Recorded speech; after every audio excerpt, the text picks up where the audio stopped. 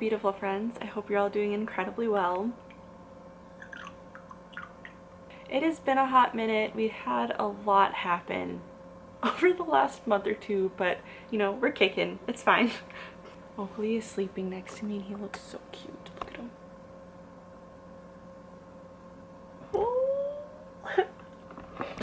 So I just wanted to give you guys an update on my recent read slash recent DNF slash put down temporarily and my current read. I do want to give a warning. I will be very chatty during this video. I have a lot to say about my DNF and it is going to get a little bit deep, kind of a little bit spiritual. So just prepare yourself for that.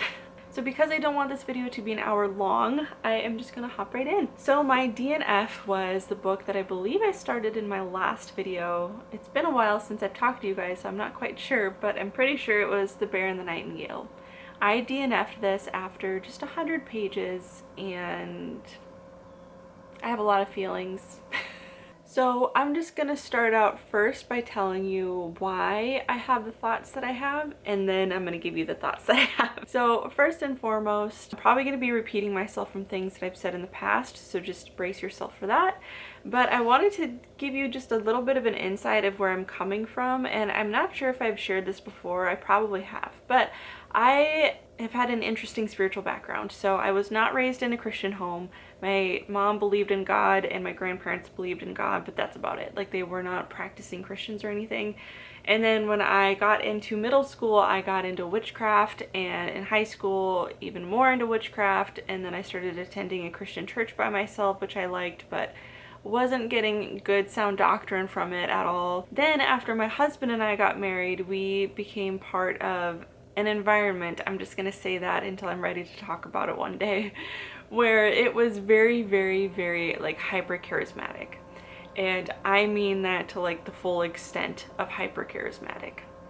And if you don't know what that is, it's basically kind of crazy.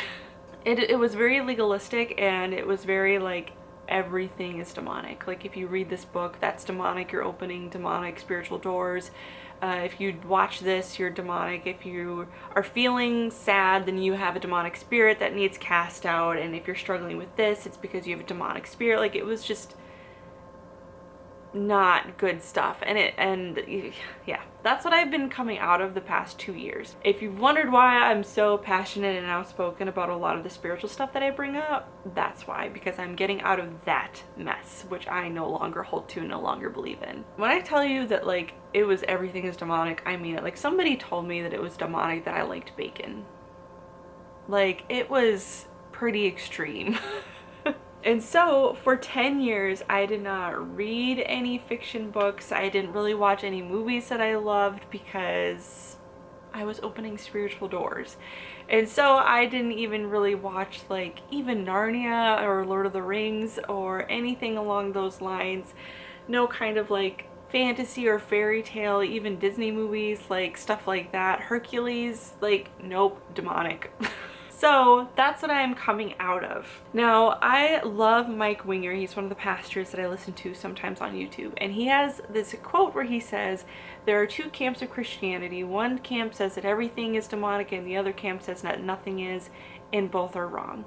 And I completely agree. So I'm coming out of that extremist where I am just like building up my discernment and going to like tell for myself like what the Bible says is actually demonic or not. And so I am coming out of that extremist side, but I don't think that most of the stuff that we were told was demonic for 10 years actually is. So I feel like that is just a background that I have to give you so that it's more understandable where I'm coming from of why I DNF'd The Bear and the Nightingale. I know that was kind of a little deep for a book video, but I just, like I said, I needed to give a little bit of a background. Coming out of that, and I really wanted to get into reading fiction stories again and such, and I have been, you know, studying the scriptures for myself and things of that nature, and so I love fiction stories, even though I was told not to read them for so long. I love them now, and I think that you can read fiction stories and even fantasy and folklore and mythology stories and still learn moral lessons from those things and be inspired by those things without taking them on as your religion. Like, I can watch Hercules and be inspired and learn moral lessons and not want to believe in Greek mythology. I can read about Irish folklore and learn moral lessons and have a fun story to teach me fun things and not take those on as my religion. So that is where I stand with that at the moment, okay? And I've talked about this before in a past video, but if the Lord convicts me or changes my mind on something, then I will let you guys know. But for the time being, that is kind of where I sit with it. I think that God gave us imaginations for a reason, and that's okay. So if you disagree, that's fine, but that's just where I'm at. So this story is based in Russian folklore, which I have never read before, so I was very interested to read it. Like I said, to read a folklore story, to learn some fun lessons, to be inspired, because anytime I read a fiction book, that's what I look for. I look for something to learn, something to be inspired by, something to enjoy. It's not just purely entertainment, but I genuinely look for things to apply to my own life, and that literally with every book that I read. I try to find something that I'm like, how can I improve myself or improve my faith or just be inspired by, you know what I mean? Like any book. Like I said, I've never read Russian folklore before. Why do I keep saying folklore? I've never read it before, so I was very curious to see what this was all about. So it starts out with this little girl named Vasya, I believe is how you say it. Like I said, it's Russian, and I was very confused with all the names, so I might say them wrong. But this little girl can see like the folklore creatures, so she can see like imps and all the other names for them that I can't even remember. And so I was like, oh, like interesting, fun. I feel like she's gonna, you know, become friends with these creatures, and she's gonna help them solve like some kind of fantasy problem in their world that helps them live more peacefully, so that they have like better outcomes in the human world with whatever, you know what I mean? Like just like a pretend story. That's what I was expecting. That is not what this is.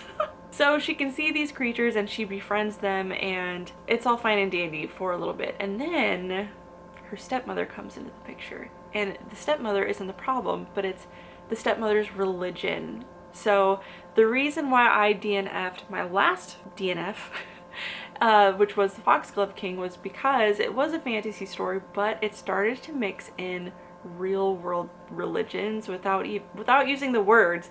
But it started to mix those in and paint Christianity as a bad thing, and that's why I DNF'd that. Like, that's not my vibe. I'll read fantasy books all fine and dandy and learn things and be excited about it until you start to put in real things, and that's when I get bothered. And that's what happened with this. So the stepmother comes into the picture, and she is a Christian.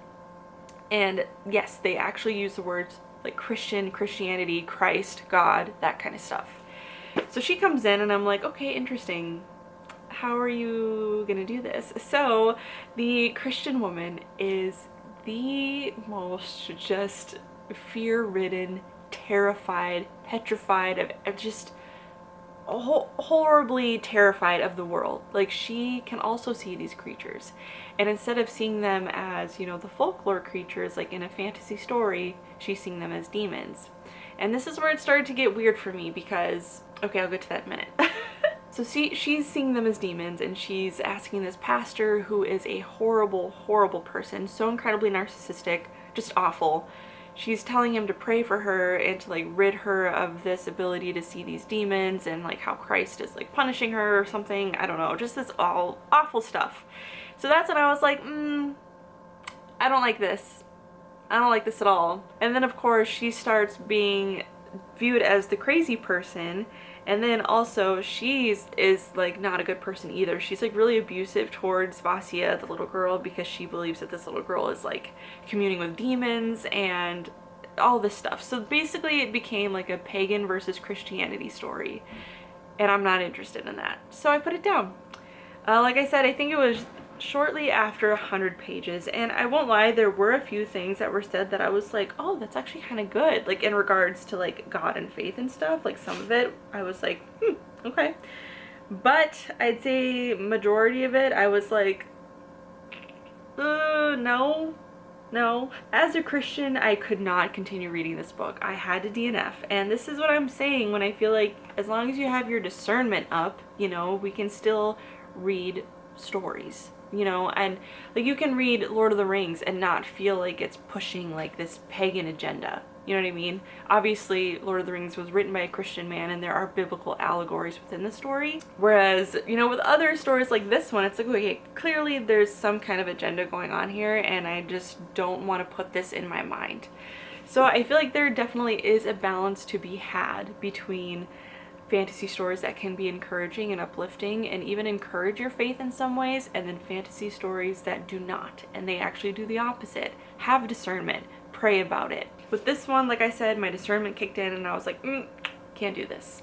Mind you, if you're a Christian and you read that book and you loved it, good for you.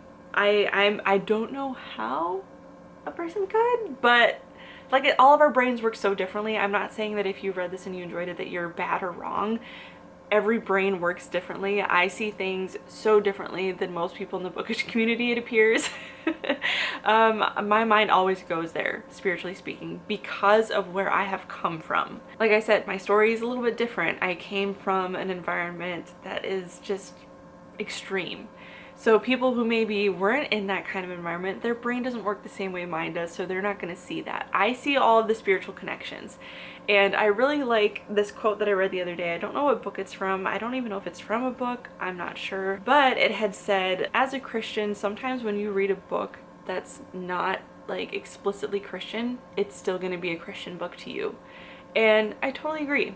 I really do, because I see things through a Christian lens all the time. No matter what I read, I'm going to see some kind of symbolism in it. I'm going to see some kind of like Jesus story within it, you know.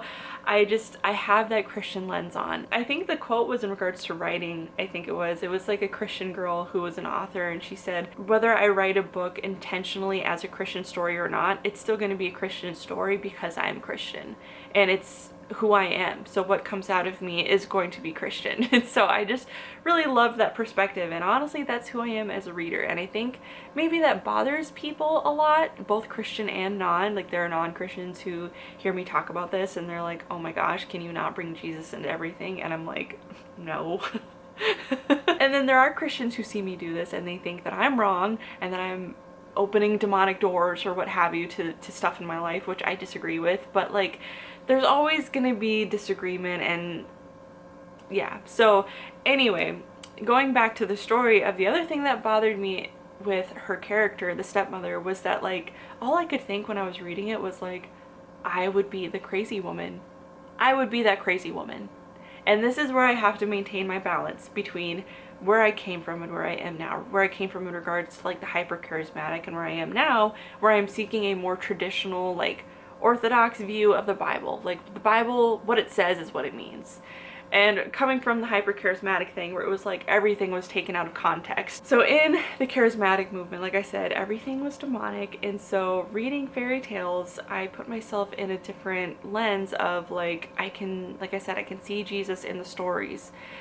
But in this case, where it was like real life, all I could think of was like, I would be the crazy woman. If this was me, if I was seeing like little imps and little creatures running around my house and things like that, like, yeah, I would believe that those were demons in real life. If I'm seeing those, yeah, I'm gonna pray, and you know, we've got some stuff to work out, because I believe that those would be demons in real life, you know.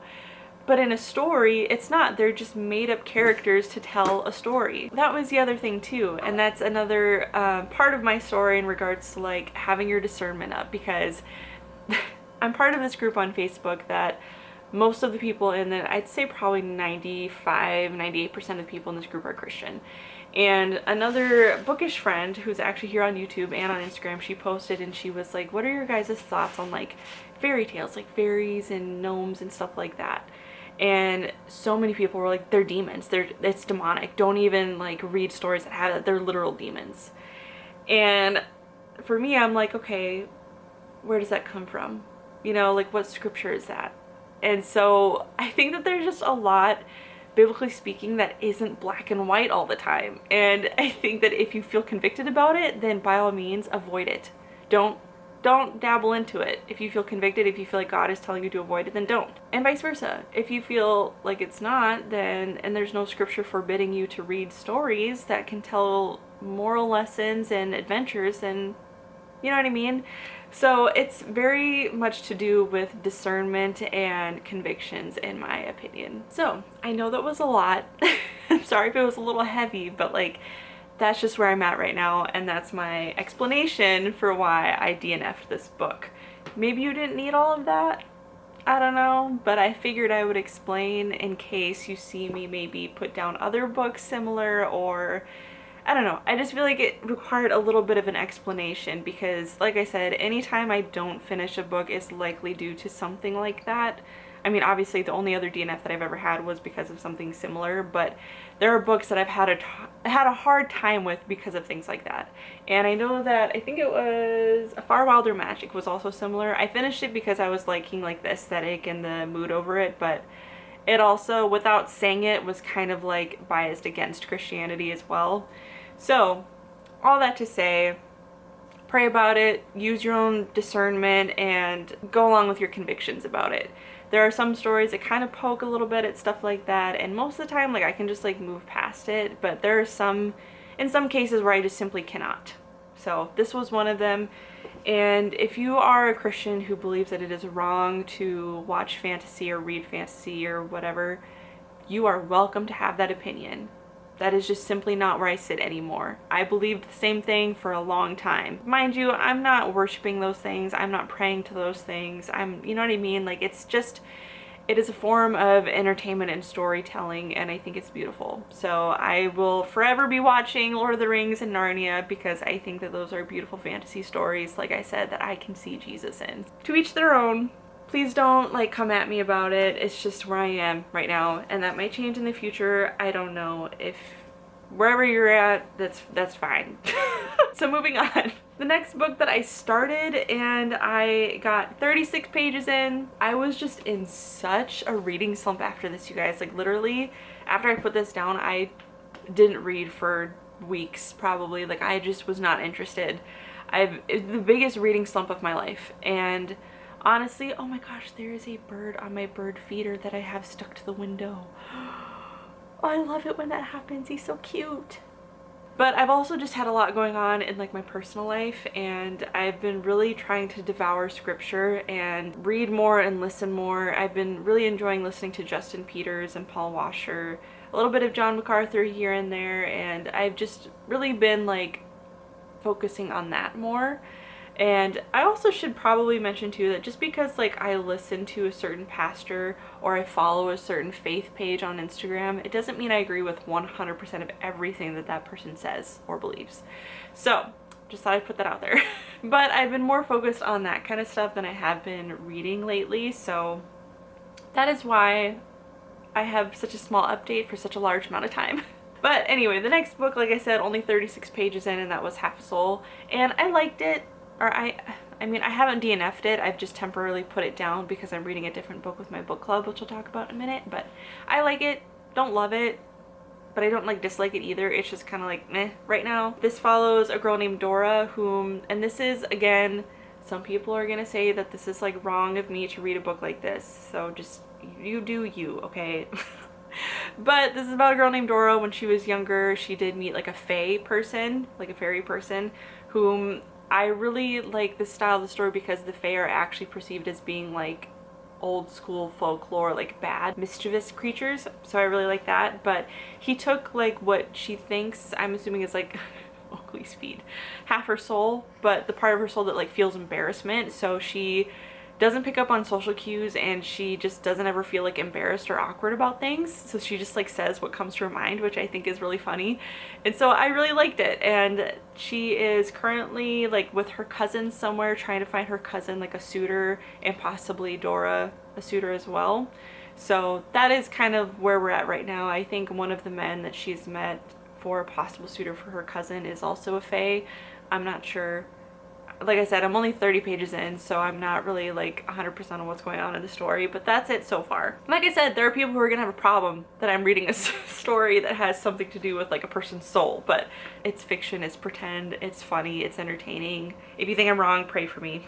I'm just gonna keep saying stuff like this because I feel like people get so heated about this topic, Christians especially, so heated about this topic. So like I've literally been told that I'm lukewarm because I enjoyed like reading fairy tale stories. So it's just wild to me. But anyway, the next book that I am reading, like I said, with my book club, which I'm very excited about, very different than what I was expecting, and that is The Cruel Prince by Holly Black.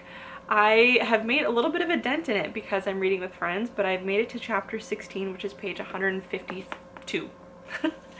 And I'm enjoying it so far. Don't actually love it, which I'm surprised by because this is like one of the most popular fantasy books in the entire bookish community, and I think I'm currently at like a 3-star right now.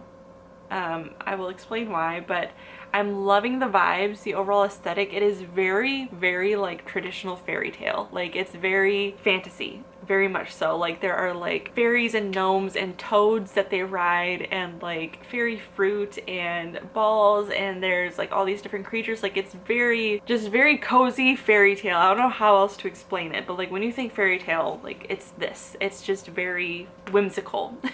Mind you, I do have my problems. I do have my problems. First of all, it is a lot darker than I thought it was going to be. It starts out with like death right away, which I was very surprised by. I was not expecting that, and I was like, dang, am I gonna have to put this down? But it was very quick, and it's just like a backstory of explaining why the characters are the way that they are. So it's not like a dark story of people getting like demolished the whole time. Like it was just a, hey, this is the background story. So I appreciated that. But there's just been one thing that really, it's really annoying me. This might lose me some followers, but that's fine. I don't care at this point. There are 3 sisters that are from the human world, and they're currently in like fairyland or what have you, and they go back and visit the human world every once in a while. And one of the girls, she has a girlfriend in this human world, and this is the part that just, I'm like, are you kidding me? Why was this even necessary to put in the story? Like this, I literally almost wanted to put it down after this. But the girlfriend's talking to the sisters, and the sisters are like, you know, does our sister talk about our family or whatever? The girl was like, oh, does your dad not know? And the girls go, well, our dad is very conservative.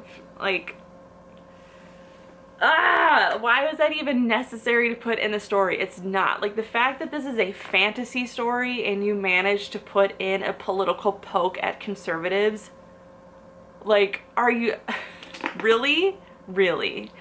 So, like I said, I am pushing along because I'm reading it with 2 friends that really enjoyed the book. So they're like, that's just like the one thing that if you just overlook that, like the story is good. So I don't know. I'm not loving it. I'm not hating it. I'm really liking the story so far. I'm really liking the aesthetic so far. The story is fun. It is. It's very entertaining. It was just that one scene that I was like, we could have gone on without that part. Anyway, yeah, that was really annoying, and that really bothered me. I understand if there are people who would read that and they're like, absolutely not, I'm not reading this. I totally respect that. I understand.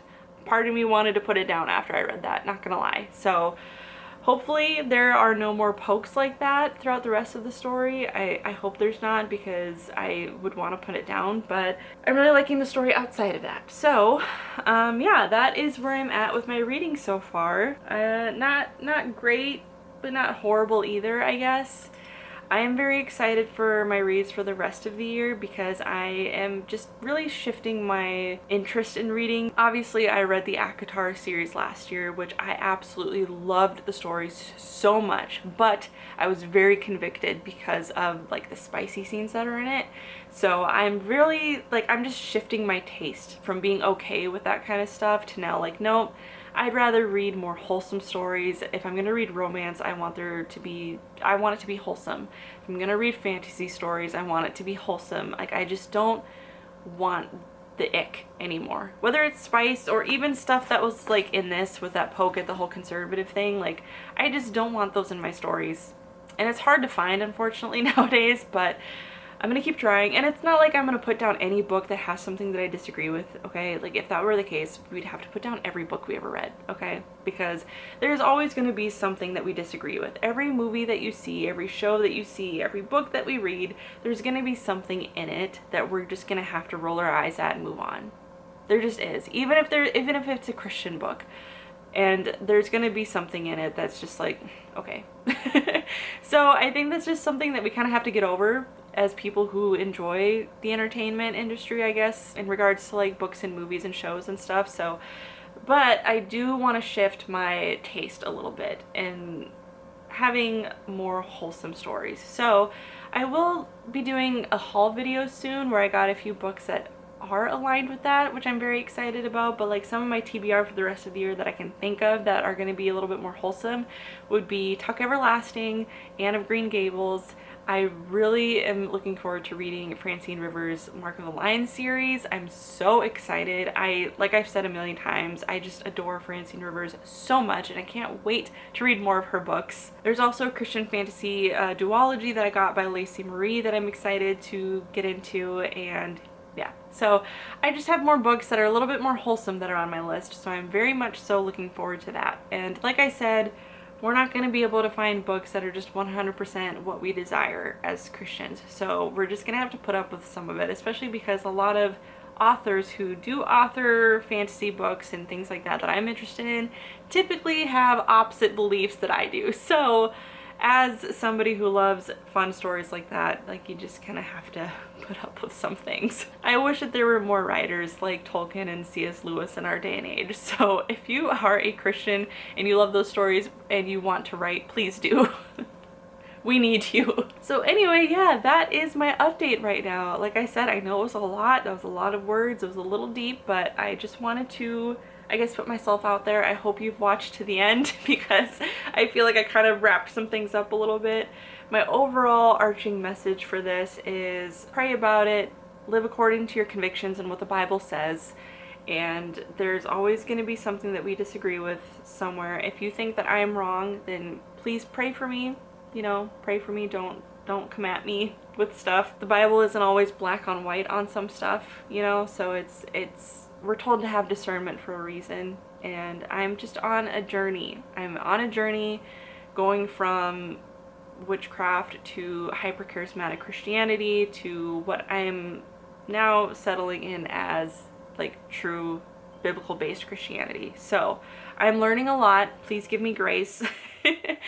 And yeah, it's an interesting space to be as a Christian in the bookish world, for sure. There are always going to be super judgy people that roll their eyes at me and think that I am doing the worst thing. So I'm just living with it, and I am learning along the way. But I am, like I said, reading this with two friends right now, my friends Kaya and Nadine.